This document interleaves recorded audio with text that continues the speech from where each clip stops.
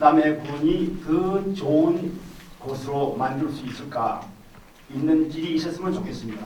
그래서 저희들 이 주제가 어떻게 남해를 아름답게 가꿀 것인가, 우리 밖에서 보는 남해, 안에서 보는 남해 각각 다릅니다.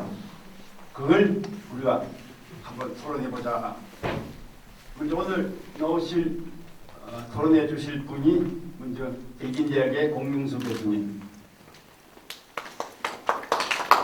남해신문 김광석 편집인, 남해문화원 사무국장 김미숙님, 경남문화예술센터장 김우태님, 무영심 남해보건수님, 정영윤 정상대 명예교수님, 이상 6분입니다. 근데 토론을 하려면은 무슨 줄거리가 있어야 될 것 아닙니까? 그래서 이제 토론의 주제를 여기까지만 말씀을 드리고자 합니다. 남해군이 풀어야 할 과제는 항상 쌓여 있습니다. 과거에도 그랬고 지금도 그렇고 앞으로도 쌓여 있을 겁니다. 문제가 많다는 것은 전혀 문제가 되지 않죠. 문제가 있으면 그것을 푸는 것이 발전입니다. 그런데 사람들이 왜 문제가 자꾸 제시하느냐? 대안을 내놔라. 물론 대안을 내놓기 전에 문제가 무엇인지 알아야 될 것 아니겠습니까? 그래서 이제 문제를 찾자는 것이죠. 우리는 남해의 모든 점을 좋게 봅니다. 뭐 자기 고향을 나쁘게 볼 사람 한 사람도 없습니다. 그런데 밖에서 남해에 왔다 간 사람들은 눈은 다릅니다. 그래, 남을 의식해서 살자는 뜻이 아니고 남이 봐서도 좋은 곳으로 만들자, 이런 뜻이 우리가 담겨 있습니다. 우리는 흔히 남해의 보물섬이라고 합니다. 우리 포럼 이름도 보물섬 남해 포럼입니다. 그런데 이게 참 말은 근사하게 누가 잘 지었습니다. 그런데 무슨 보물이 있는가 우리 한번 생각해 봅시다. 무슨 보물이 뭐냐 도대체. 그 보물 찾기, 왜 우리 놀러 가서 보물 찾기 하지 않습니까? 보물 찾아보자 이거냐. 음식값에 대한 논의도 많습니다. 비싸다는 사람도 있고, 누구는 비싸다, 서비스 나쁘다, 그거 남의 사람 아니다, 밖에서 온 사람들이다. 그런 이야기가 좀 안 됩니다. 밖에서 왔든 안에 살든 다 남의 사람입니다. 그리고 구두공장 사장님은 자기 발에 맞는 구두 안 만듭니다. 손님 발에 맞는 구두를 만듭니다. 자기 발에 맞는 구두 만들어가지고 망합니다.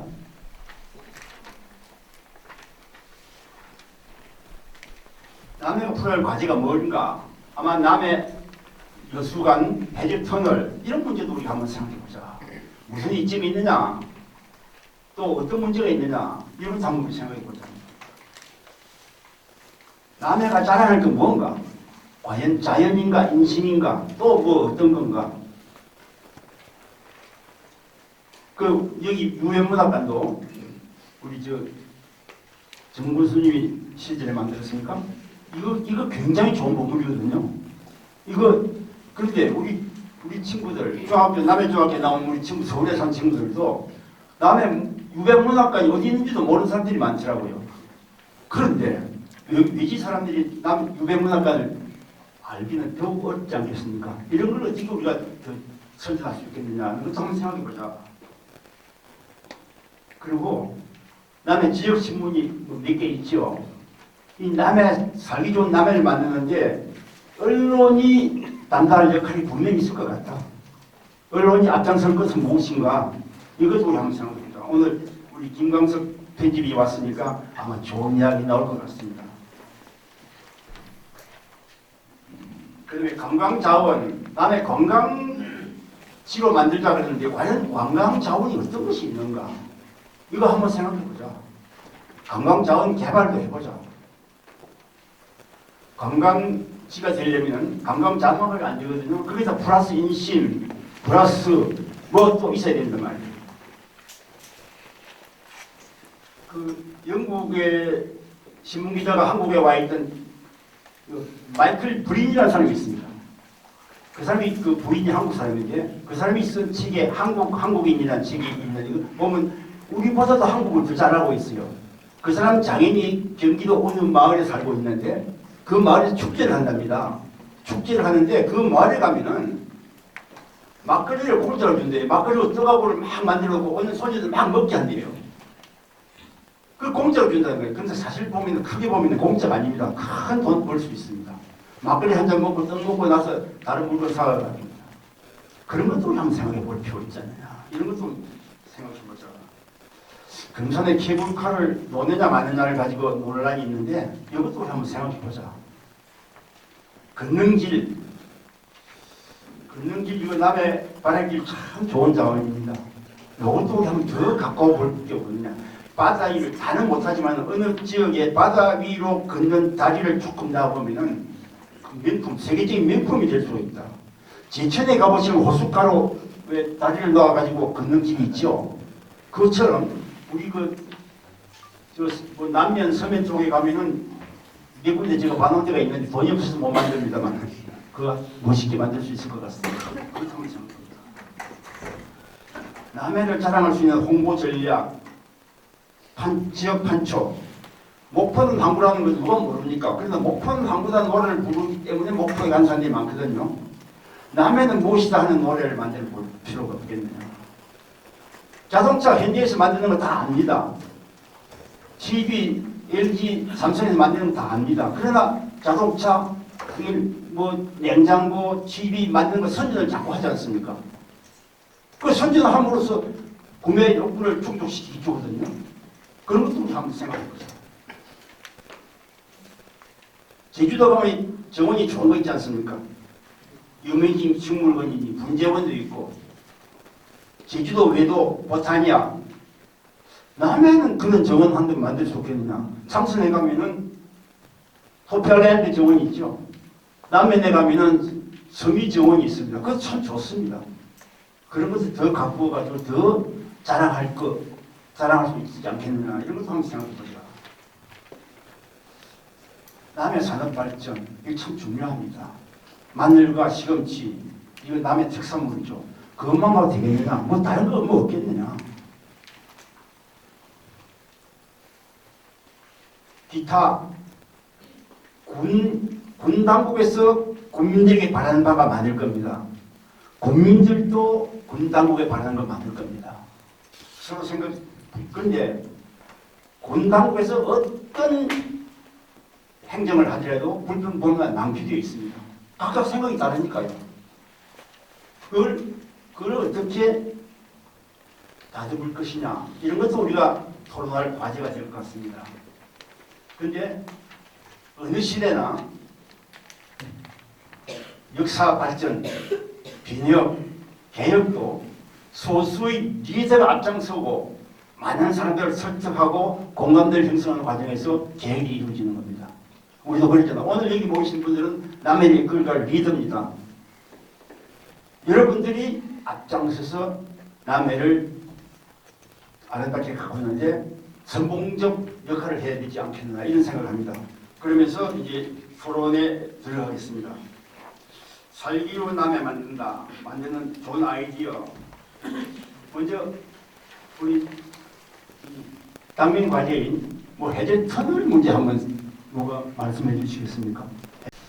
해저 터널 제가 조금 말씀을 드리겠습니다. 결국 이제 우리가 왜 터널을 놔야 되냐고 생각해 보면 이제 우리 남해가 앞으로 지속 가능한 도시로 존재하고 발전할 수 있느냐 하는 문제인데 먼저 저희들 인구 이야기 잠깐 하고 시작을 하겠습니다. 그 남해군은 아시다시피 인구가 전반적으로 다른 데도 마찬가지지만 가장 빠르게 줄어들고 있습니다.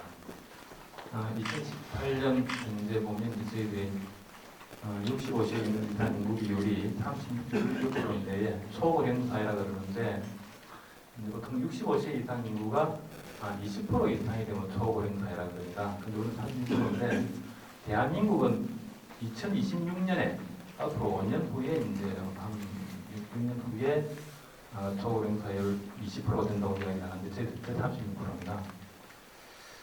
그리고 보통 이제 지방 소멸 지수 이야기 많이 하는데 다 아시겠지만 우리 남해가 전국에서 5등 되어 있습니다. 전국 228개 시군구 중에서 없어진다면 5등 더 빨리 없어진다는 이야기입니다. 있습니다. 그리고 이제 인구 감소가 실질적인 측면에서 따져보면 사실은 결과가 더 안 좋습니다. 지난 10년간 우리 남의 인구가 11.7% 감소를 했습니다. 그런데 11.7% 감소했는데 전 연령대에서 동일하게 감소하는 것이 아니고 지난해에 보면 50세 이상 인구는 도리어 늘었습니다. 기농촌의 영향으로. 그런데 이제 11.7%가 줄었는데 10년 사이에 19살부터 39살까지 청년층 인구가 35%가 줄었습니다. 그러니까 지금 통계 추이로 보면 남해가 거대한 노인 요양원이 되었다가 점차 없어지는 그런 추세를 보이고 있습니다. 원인이 뭐냐고 이제 이야기해 보면 결국은 일자리입니다. 일자리인데 근데 이제 문제는 일자리가 없는 거는 다른 건도 마찬가지인데 왜 남해가 더 빨리 줄어드냐 하는 거는 거점 도시와의 접근성이라고 보통 이야기를 합니다. 우리 이제 경남 18개 시군 중에서 가장 빨리 줄어드는 데가 합천하고 남해인데 그게 이제 지역에도 일자리가 없을 분들은 출퇴근할 수 있는 거리도 없고 그리고 만약에 뭐 몸이 아프다고 하면 거점 도시가 굉장히 머니까 이제 그런 부분이 생긴다고 생각하는데 그래서 그럼 우리가 거점 도시와의 접근성을 땡길 수 있는 방법이 뭐냐 라고 볼 때 저희들하고 가장 가까운 거점 도시가 진주인데 인구 30만 조금 넘는 진주인데 그 곳과의 접근성을 당기는 데는 한계가 있습니다. 그런데 이제 바로 옆에 보면 5km밖에 보면 여수, 이렇게 순천, 광양이 있지 않습니까? 그 여수, 순천, 광양이 인구가 75만입니다. 75만이고 여수의 1년 관광객이 1,300에서 1,500입니다. 순천에 900만 정도, 900만, 1000만 정도 됩니다. 여태까지 사실 여수 산담 같은 것 때문에 우리 남해가 피해망고가 왔지 않습니까? 사실 뭐 공해는 터널이 없어도 넘어오고 다리가 없어도 넘어옵니다. 그래서 저희들은 이제 그 자원을 우리가 어떻게 활용할 수 있을까라고 생각했을 때 이제 대안이 해저 터널. 사실 대교를 놓으면 더 좋겠지만 보통 생각해 볼 때 다리를 놓으면 1조 5천원. 근데 이제 터널로 넣으면 5천원 정도 드니까 그래서 그 이야기를 하는데 이 부분은 제가 좀 중요하니까 조금 길게 이야기를 드립니다. 근데 이제 보통 볼 때 이제 사실 걱정하시는 분들도 있어요. 도리어 헤드턴을 놓게 되면 우리 남의 경제가 요새 흡수되는 거 아닐까 하는 그런 문제인데 근데 이제 보통 보면 어떤 작은 지역하고 큰 지역이 합쳐지면 긍정적 효과하고 부정적 효과가 같이 나타나는 건 맞습니다. 맞는데 그래도 보통 이제 그 긍정적인 것은 확산 효과라 그래가지고 예를 들면 밖에서 이제 여수 같은 경우에 땅값이 비싸니까 이사도 오고 뭐 여러 가지 이런 것들이고 빨대 효과라 해가지고 이제 뭐 큰 도시에서 작은 도시 자원을 가져가는 그런 이제 확산 효과가 빨대 효과보다 크게 나타난다는 것이 학술적으로나 그리고 경험론적으로 증명이 되고 있는 것입니다. 수도권 인근 도시가 급성장하는 것, 그다음에 우리 이제 부산 근처의 김해, 양산, 기장 이런 것들이 굉장히 빨리 성장하는 것, 그다음에 우리 경남에도 보면 창녕이나 함흥, 고성, 창원 주변의 도시들은 성장을 하고 있는 것들, 네, 그렇고 예. 그리고 가장 간단하게 보면 지금 김해 장유라는 곳이 있습니다. 장윤면이 옛날에 한 10년 전에 인구 한 2만? 1만 2만 됐는데 지금 창원터널 그 다음에 불모산 터널 생기면서 지금 한 16만 정도. 근데 혹시 그 거제도하고 부산과의 그 해저 터널 관계로 아니면 뭐 이쪽 가덕도니까 네네. 그거 거제도가 덕을 많이 봅니까 손해를 봅니까? 지금 이제 그것도 여러 가지 있는데 결국 지금은 뭐 그렇게 이야기하는 분들 많습니다. 지금 통영의 관광 산업이 그렇게 성장할 수 있던 것은 그가대교라는 말을 많이 합니다. 그리고 지금 그 통영과 거제가 지금 조선 산업 때문에 굉장히 힘이 드는데 만약에 그가대교 터널이 없더라면 그가대교가 없더라면 좀 더 극대를 보자는 그런 이야기합니다. 긍정적으로 본다는 이야기죠. 예. 예. 그럼 알겠습니다. 혹시 다른 분뭐 첨가할 게 있습니다. 예. 교수님. 그 남해 그 여수 해저 터널과 관련해서 한 10월 말경에 그 발표된 좀 자료를 보니까 몇 가지 좀 흥미로운 것이 있습니다. 우선 강주 전남 연구원이 그 용역을 이제 담당을 했고요. 주관이 이제 전라남도가 하는데 사업명이 뭐냐면은 남해안 관광벨트 국가 추진 사업 사업명이 그렇고 추진 사업이 특히 이제 세 가지인데 해양 관광 단지 조성, 두 번째는 남해안 난대림 활성화, 세 번째는 이순신 의병 호국 관광벨트 조성 이렇게 세 가지 추진 사업이고 전략을 보니까 여기에 이제 남해안 철도 전철화, 여수 남해간 해저터널 강역 교통망 확충 여기에 이제 들어가 있습니다. 그리고 두 번째 전략에 요트 마린 실크로드 항로 건설 개설 이렇게 해가지고 주로 그 크루저 항로 개설을 하려고 하는 이것이 포함이 되어 있고 그런데 이제 여기에는 전략에는 이제 여수남해간 해저터널 강역 교통망 확충 이것이 들어있는데 거점 지역과 관련해서는 이제 남해가 빠져 있더라고요. 주로 거론되는 것이 영광, 목포, 완주, 여수권 이렇게 하고 그 다음에 섬진강이 들어있어요. 섬진강이 들어있고 그리고 부산과 경남을 한다 이렇게 나와 있고 그런데 핵심을 이제 요약하자면 결국 두 가지 이점인데 하나는 뭐냐면은 해저터널이 놓이게 되면은 결국 KTX가 들어올 수 있다.